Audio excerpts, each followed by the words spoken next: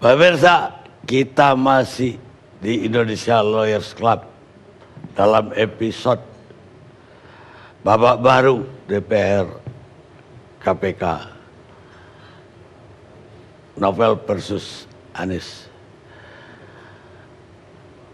Penyidik KPK Novel Baswedan sampai hari ini masih ada di Singapura.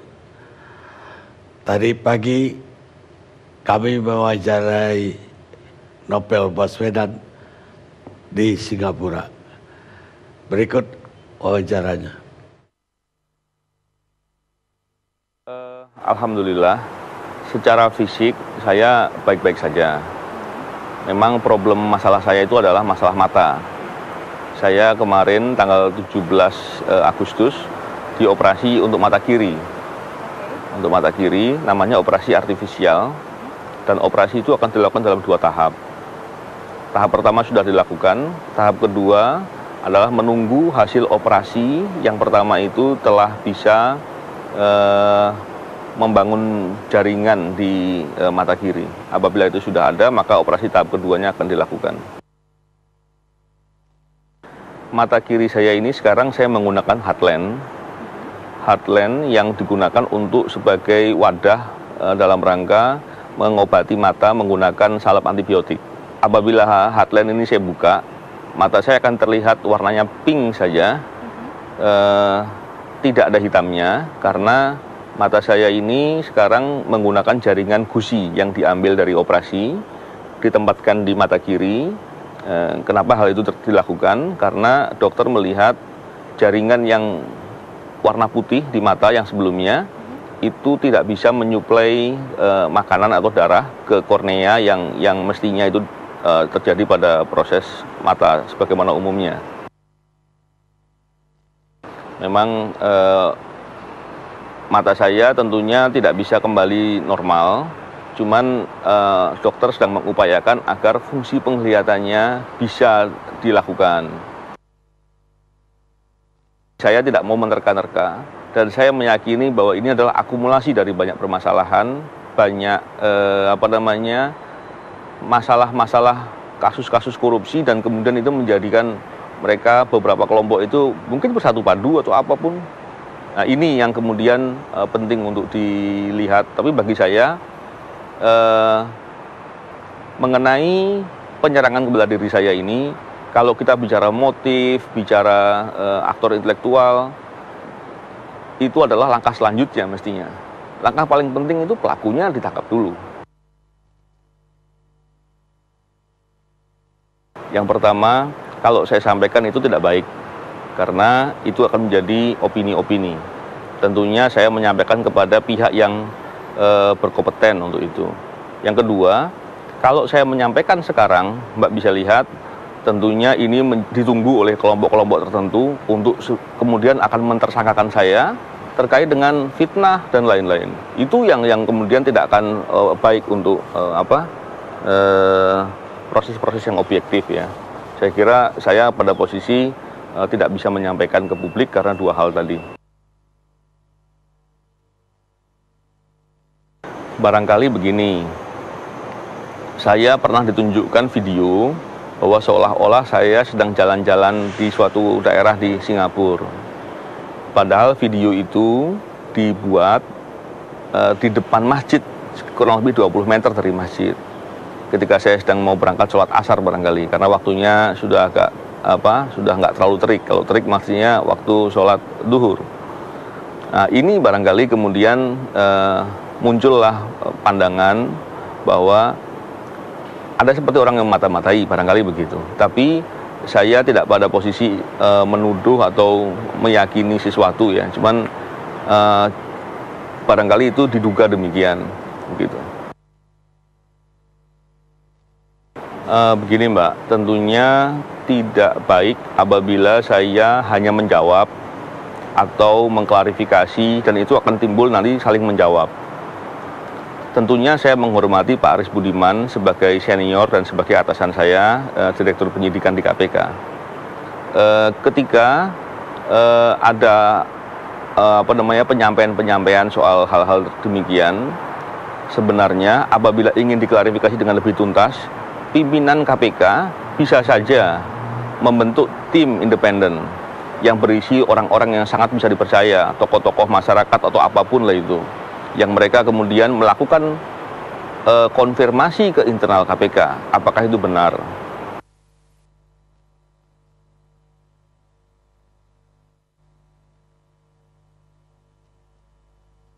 Saya sebenarnya melihat bahwa ini tidak ada keterkaitan langsung ya terkait dengan hal-hal yang terjadi belakangan ini. Barangkali Pak Aris, beliau mendapatkan informasi-informasi bahwa seolah-olah terkait dengan keterangannya Ibu Miriam, terkait dengan rekaman pemeriksaan yang ada di sidangnya Bu Miriam, itu dianggapnya mungkin informasi-informasi disampaikan ke Pak Aris bahwa terkait dengan saya. Barangkali itu yang membuat Pak Aris marah barangkali. Tapi rasanya saya tetap pada posisi menghormatin Pak Aris dan saya tidak ingin membicarakan hal itu karena itu menurut saya justru mengalihkan fokus ya. Fokus kita tentunya melihat bahwa saya tentunya berfokus bahwa ada orang, kelompok-kelompok yang menyerang saya dan itu tidak diproses. Dari internal sendiri atau? Bukan, saya kira saya tidak pernah membicarakan bahwa penyerang itu dari internal. Tapi saya ingin menyampaikan bahwa ada penyerangan loh. Dan sekarang kan isu itu menjadi ditumpuk-tumpuk atau ditutupi dengan isu-isu yang lain. Saya kira isu itu tidak boleh kemudian dijadikan pengalihan. Saya kira itu nggak baik.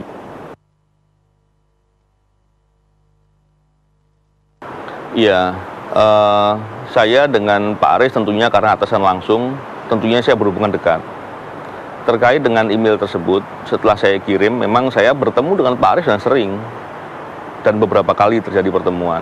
Artinya saya ingin menggambarkan bahwa tidak seperti yang mungkin dipersepsikan orang bahwa ada suatu permusuhan.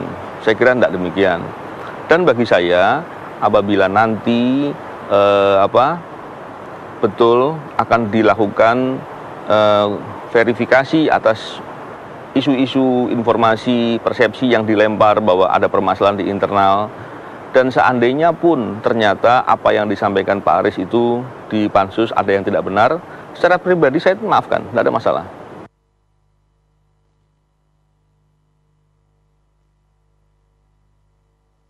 Yang dimaksud powerful itu apa? Sehingga saya bisa melihat apakah benar saya sebagaimana definisi itu. Jadi saya kira di KPK itu bidang-bidang kerja tidak bisa saling mempengaruhi. Pak Aris juga menyampaikan hal yang sama di pansus bahwa tidak bisa saling satgas itu saling mempengaruhi. Jadi saya masih belum paham yang dimaksud dengan powerful itu seperti apa dan lain-lain.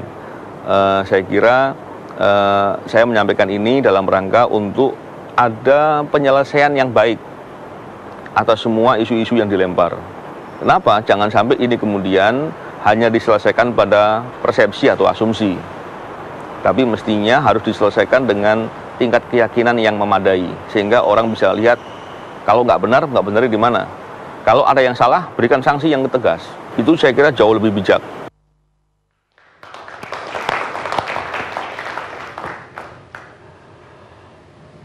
Pemirsa, kami juga mengundang sebenarnya Saudara Aris Budiman ke acara ini. Tapi sampai sore tadi dia masih maju mundur antara akan hadir atau tidak. Dan malam ini karena belum hadir juga kami coba untuk menghubungi beliau melalui telekonferensi.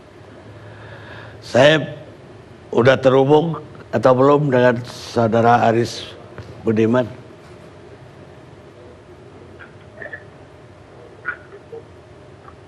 Selamat malam. Selamat malam, Pak. Saudara. Halo. Ya. Halo. Ya. Jenderal Aris. Selamat malam, Pak. Jenderal Aris bisa dengar suara saya? Dengar, Pak. Dengar. Dari tadi mendengar tidak apa yang dibicarakan di sini. Saya mengikuti sepintas ya karena. Apa tanggapannya Saudara Aris Budiman? Berkaitan dengan yang mana tuh, Pak? berkaitan dengan pertama soal Anda membuka persoalan di KPK dan kemudian juga soal ketersinggungan Anda dengan emailnya Saudara Novel Baswedan, dan kemudian juga ada di sini narasumber yang menyalahkan Anda dengan membawa masalah itu ke KPK, tidak menyelesaikan secara internal di KPK. Baik Pak Karni, terima kasih. Saya ingin mengklarifikasi sedikit ya terkait yang pertama, yang ketiga tadi dulu, bahwa ini kan masalah internal, kenapa dibawa keluar? Ya betul, barangkali kalau dikatakan itu masalah internal. Ada Saudara Novel mengirimkan email yang saya tahu betul itu mengandung unsur pidana, karena saya sendiri kan seorang penyidik. Itu sudah diproses dalam pemeriksaan di PI. Saya ceritakan sedikit kronologisnya barangkali ya. Pada saat itu terjadi, dikirimkan email kepada saya baca, saya sangat tersinggung, tentu marah, merasa terhina. Tetapi saya berusaha tenang. Dan sore hari kalau tidak salah, saya dengan Pak Deputi menghadap pimpinan, Deputi Penindakan ya, menghadap pimpinan. Dan pada saat di pimpinan, Pak beliau menanyakan kepada saya katakan bahwa saya tenang menghadapi ini. Tetapi tentu saya sebagai seorang pimpinan, kemudian sebagai seorang manusia ya tersinggung dengan ucapan-ucapan yang diucapkan di dalam email tersebut. Kemudian saya dikatakan oleh pimpinan, oke, kalau gitu, artinya saya berupaya legowo dan menerima ini. Tapi harapan saya sebenarnya supaya itu ada tindakan. Seharusnya lembaga mengambil tindakan seperti apa? Itu seminggu tidak ada tindakan. Tidak ada tindakan yang diambil oleh lembaga. Kemudian suatu saat saya menghadap lagi kepada pimpinan. Lalu saya katakan kepada pimpinan, kok sampai sekarang tindakan lembaga ini yang seorang penyidik memberikan surat email yang saya tahu sifatnya seperti itu tidak diproses. Nah, lalu pada saat itu pimpinan mulai proses, mulai PI dipanggil, direktur, dan saya mulai memberikan keterangan ke sana. Dalam perjalanannya kurang lebih 1 minggu, hampir 2 minggu, saya mendengar itu di hold, ditahan ya, tolong dihentikan dulu, karena saya tidak tahu apa, katanya mau diselesaikan internal. Lalu kemudian kami dipertemukan. Saya dengan jadi seolah-olah seperti dua pihak sebenarnya itu, penyidik yang diangkat oleh KPK sendiri dengan saya sendiri. Lalu disitulah muncul luar biasa kata-kata yang ditujukan kepada kami, ada intruder, penyelundup, pembocor rahasia-rahasia yang ada di dalam KPK. Lalu penyidik kami ini, Polri udah mulai gerah dengan tuduhan-tuduhan seperti itu. Nah, seperti itu. Dan itu kan tuduhan-tuduhan yang belakangan ini banyak sekali muncul, dituduhkan kepada kami. Dan pada saat itu, di antara mereka ada yang mengatakan ini yang masalah sepele. Dan itu saya marah, benar-benar marah. Saya katakan ini bukan masalah sepele, ini masalah kehormatan saya sepanjang perjalanan karir saya.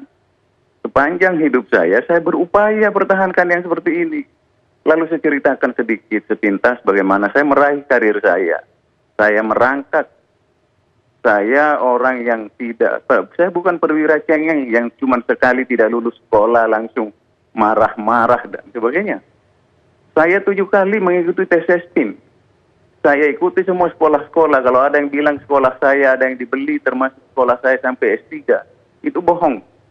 Bisa dicek disertasi saya, tesis saya di perpustakaan UI itu ada itu semuanya. saya lakukan penelitian saya etnografis. Saya tahu betul sebagai seorang peneliti seperti itu yang saya gambarkan lah, ya anunya di yang saya jelaskan pada saat itu, termasuk bagaimana saya menggambarkan saya berupaya anak saya untuk menjaga integritas seperti itulah, lalu saya berupaya tidak membantu anak saya waktu mau daftar sekolah.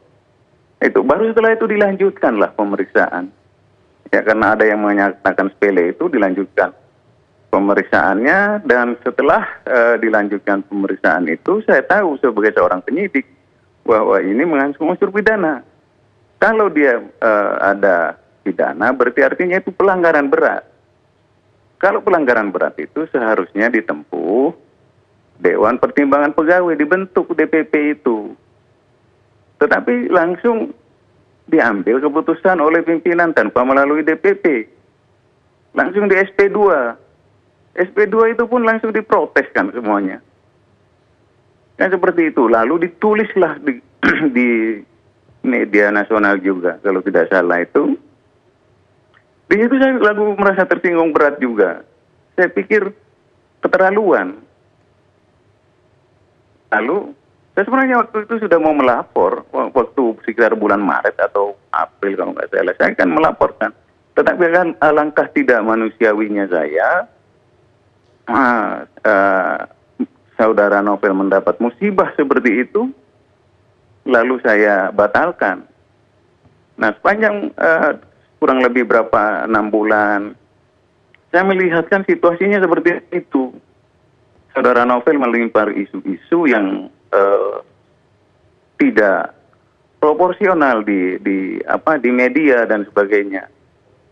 Saya pikir ini akan berkembang terus kalau seperti ini. Maka pada tanggal 13 itu saya laporkan. Karena saya melihat itu ya sejarah sejarah perjalanan perkara itu kan seperti itu. Jadi kalau saya selesaikan di dalam barangkali tidak akan tuntas. Lalu saya laporkan pada saat tanggal 13 karena saya tahu betul itu sehari sebelum kadaluarsa perkara itu habis. Ya. Jadi tanggal 14 Februari saya diserang dengan email. Kemudian tanggal 14 Agustus di sidang perkara Miriam. Nama saya mulai disebut-sebut dan sebagainya, dan itu sangat mematikan, sangat luar biasa menyakitkan bagi saya itu. Dituduh bertemu dengan anggota DPR dan saya tahu betul itu pidana itu. Dan saya tahu betul itu siapa penyidik-penyidik dan pegawai KPK yang bertemu dengan pihak-pihak terkait perkara. Itu saya sudah laporkan ke PI. Pada saat diperiksa saya jelaskan semuanya. Itu, dan salah satu yang saya laporkan juga di penyidik Polri tentang media-media yang dengan tendensi sekali menuduh saya luar biasa seperti itu. Dan itu tidak pernah saya lakukan. Kemarin saya di DPR saya jelaskan, satupun anggota DPR tidak ada yang saya kenal. Saya memang mengenal Pak Weni Warou. Beliau adalah direktur saya waktu saya di Bareskrim Polri. Saya salah satu penyidiknya. Itu. Tapi tentu beliau juga selama saya di sana kalau mendampingi pimpinan nggak pernah ketemu bertegur sapa karena saya langsung pulang. Itu penjelasan saya barangkali Pak Karni ya.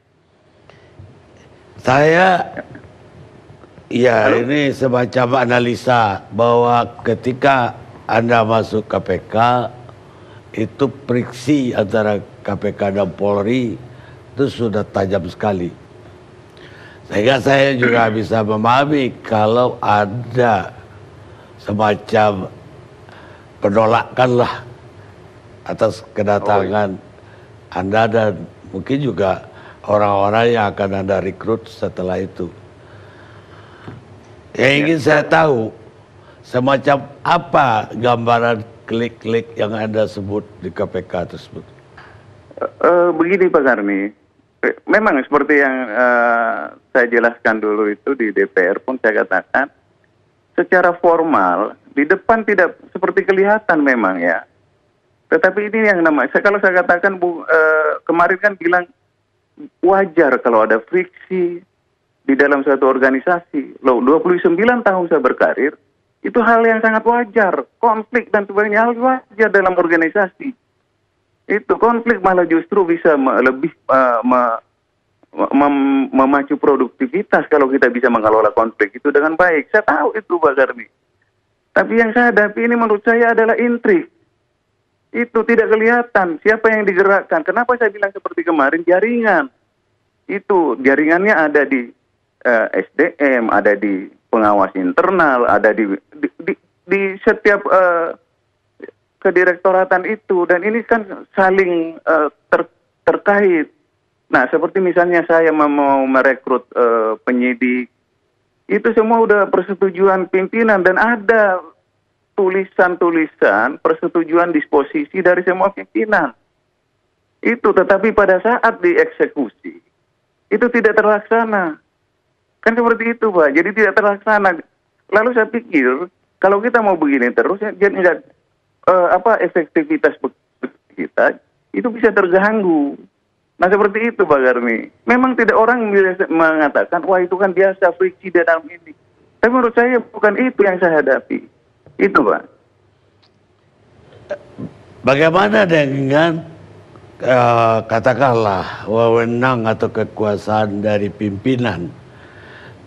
Apakah pimpinan di bawah pengaruh para karyawan? Ataukah pimpinan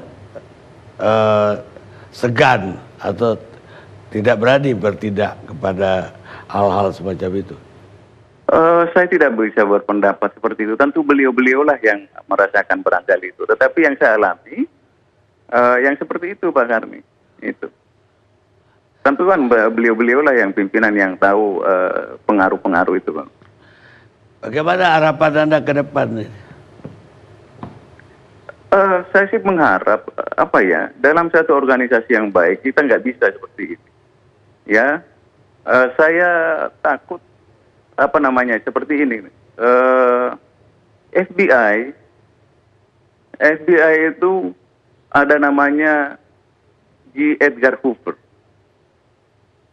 Itu 38 tahun, lebih dari separuh umur hidupnya, menjadi direktur FBI. Semua presiden Amerika, 5 atau 6 orang kalau nggak salah itu, nggak bisa menggantikan dia. Itu Pak. Coba bayangkan kewenangan luar biasa yang kita miliki seperti itu. Ya. Pada tahap penyelidikan, kita udah bisa mencari, taping dan sebagainya. Itu.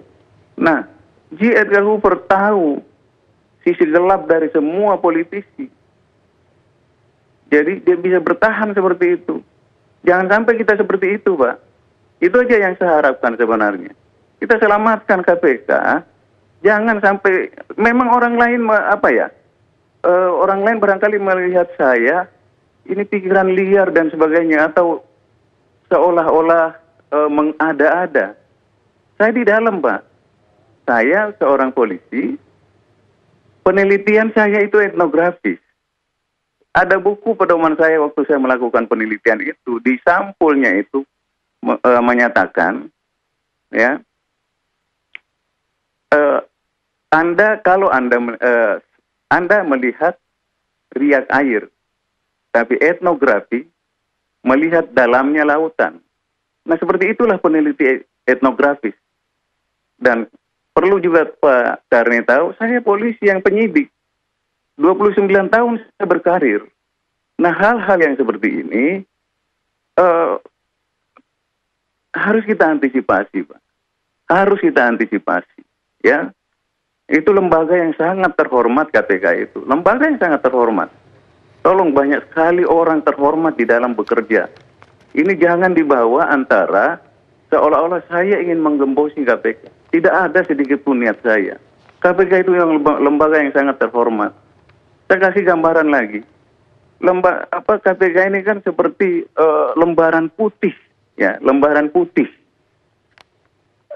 Satu titik noda saja itu udah harus kita bersihkan. Seperti itu Pak Karni. Nah, ini yang dilakukan oleh orang-orang terhadap saya, Itu seperti dilempar kotoran sebenarnya ke dalam itu. Tetapi tindakan yang kita ambil seperti biasa saja. Ini direktur penyidikan, Pak, direktur vital di dalam lembaga sesuci KPK, yang seputih KPK, dilemparkan kotoran. Kita tidak bereaksi apapun. Ya, Pak Karni bisa melihat seperti itu. Nah, waktu kejadian pertama, bukan saya yang dipanggil, Pak. Pak Pardi Dirtut, walaupun memang saya bersahabat baik sekali dengan beliau. Pak Pardi mengatakan kepada saya, Pak Aris, tadi pimpinan mengatakan ini seperti Pak Aris tenang, semuanya kita klarifikasi lewat PI, setelah pemeriksaan PI baru kita ambil, umumkan atau klarifikasi kepada masyarakat. Pak Karni bisa bayangkan, ya 6 bulan yang lalu perkaranya kan belum selesai nih. Nah ini kotoran yang dilempar ke KPK, apakah harus dibiarkan? Ini kan seminggu loh, lebih hampir 2 minggu, belum ada reaksi apapun. Ya, reaksi apa? Ini direktur penyidikan yang vital di KPK ini. Lembaga suci dituang kotoran ke sana. Lalu saya berpikir, ini bahaya sekali. Saya biarkan seperti ini, seminggu, 2 minggu, 3 minggu, 1 bulan, terbentuklah di belakang benak kepala masyarakat, ya, benak kepala masyarakat. Ini direktur korup minta uang kepada DPR untuk menyelamatkan kasus IKTP. Kan itu terbentuk seperti itu nanti. Setelah terbentuk, dia bertemu lagi dengan anggota DPR. Pasti banyak sekali jaringannya dia di DPR ini. Pantas kuat sekali dia di sana. Dan seperti itu yang akan terbentuk. Lalu pada saat yang sama DPR memanggil saya. Saya memilih, ya itu lembaga negara. Saya datang ke sana. Itu, Pak.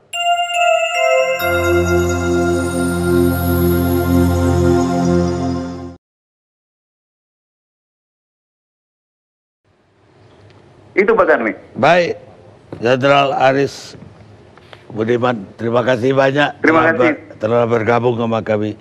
Terima kasih, Pak. Terima kasih, Pak. Sekarang saya mau tanggapan dari sahabat novel Daniel Antar Simanjuntak. Ya, terima kasih Buya Karni. Pertama, pada saat muncul pernyataan Pak Aris ini, saya dapat satu kesimpulan akhirnya. Salah satu target utama pansus itu adalah memang Novel Baswedan. Jadi ini bukan pansus angket KPK, tapi ini adalah pansus angket Novel Baswedan. Karena targetnya itu banyak sekali diarahkan kepada Novel Baswedan. Itu yang pertama. Kemudian kedua, uniknya adalah seperti tadi juga disampaikan oleh Novel Baswedan, dan beberapa hari yang lalu juga kami ngobrol dengan Novel terkait dengan apa yang dimaksud oleh Pak Aris dengan istilah ada kelompok atau ada orang yang powerful di KPK.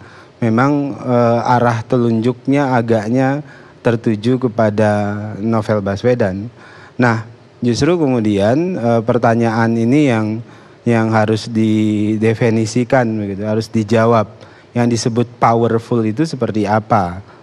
Kenapa kemudian Novel Baswedan bisa disebut powerful? Nah, kalau saya lihat dan kita lihat misalnya tradisi di KPK, tadi juga disampaikan oleh Pak Abdullah, ada proses dialektika yang aktif, misalnya ada proses debat yang juga cukup intens misalnya terkait dengan satu kasus itu, karena semuanya saling berdebat, semuanya saling menyampaikan pendapat. Dan saya melihat tradisi egalitarian, kemudian tradisi dialog, kritik itu adalah tradisi yang biasa di KPK. Hanya saja kemudian kalau ada yang tiba-tiba gamang dengan tradisi dialektika itu, tiba-tiba gamang dengan tradisi debat, kemudian saling koreksi, atasan harus benar, kemudian bawahan harus salah.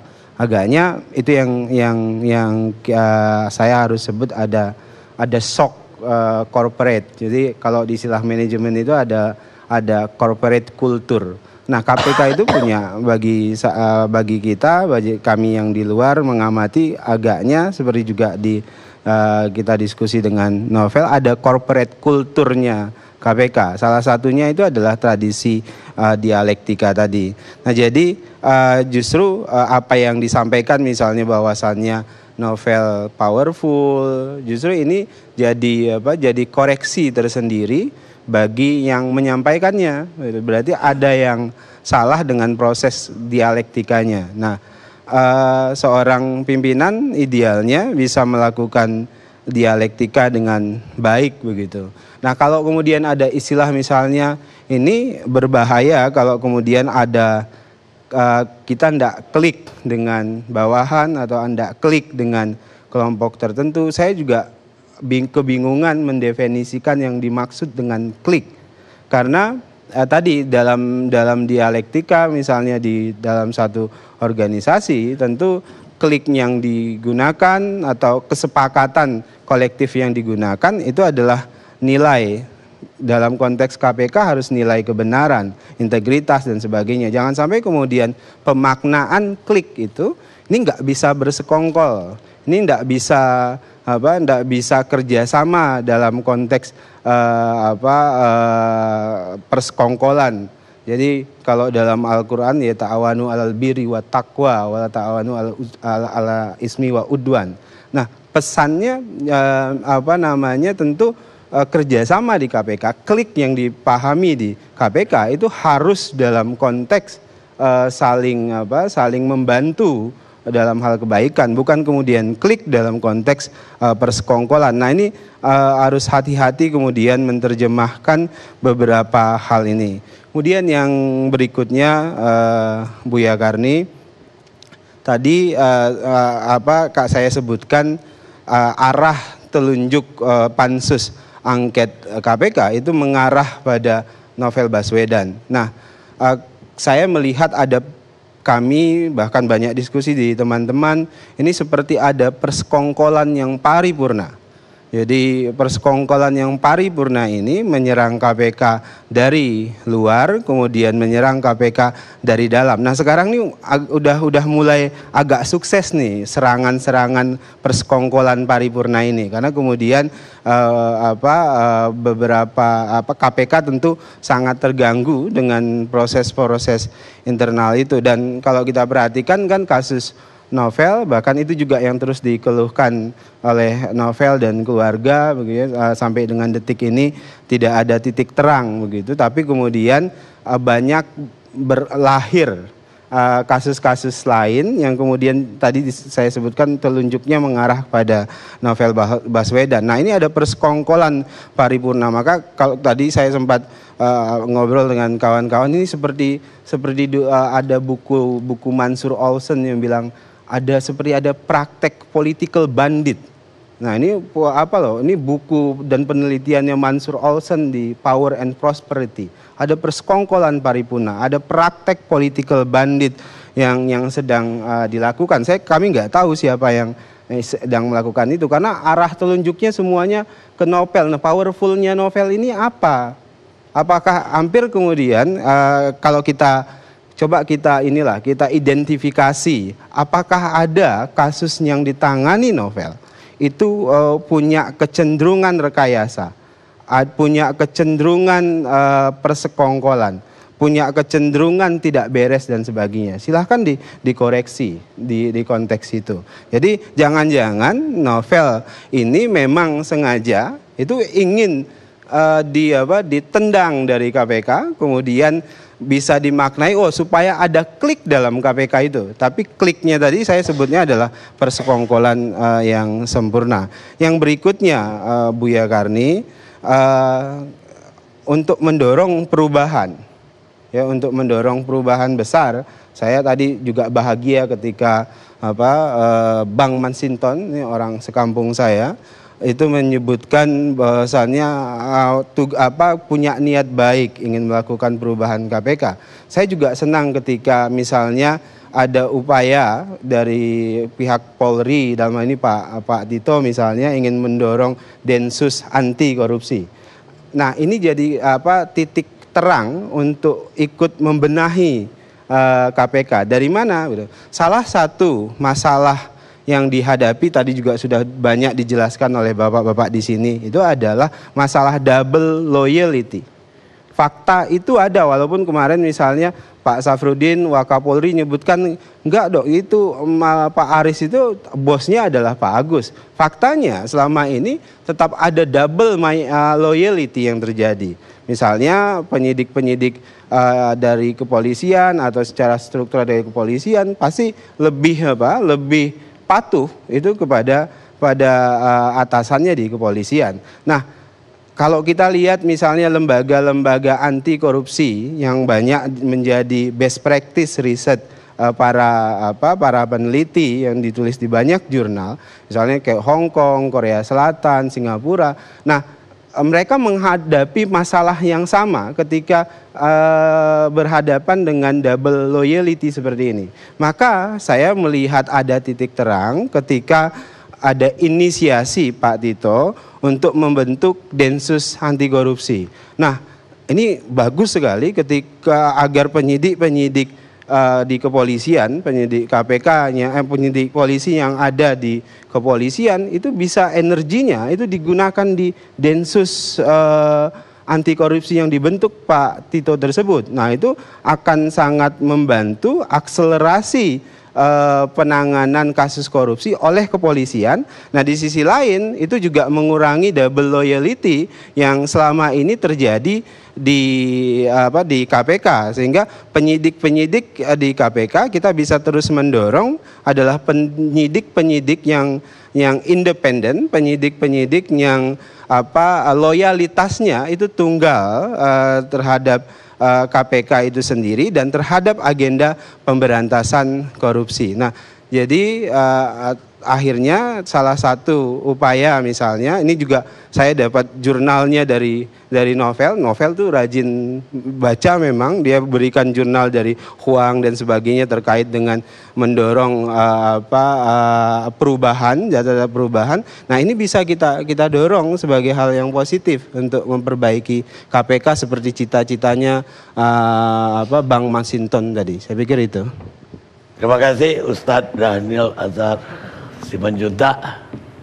Pemirsa, takkan pernah ada perdamaian tanpa keadilan, dan tidak akan pernah ada keadilan tanpa kebenaran, dan tidak akan ada kebenaran tanpa ada orang yang berani mengatakan kebenaran itu. Louis Farrakhan, tokoh organisasi Islam Amerika Serikat.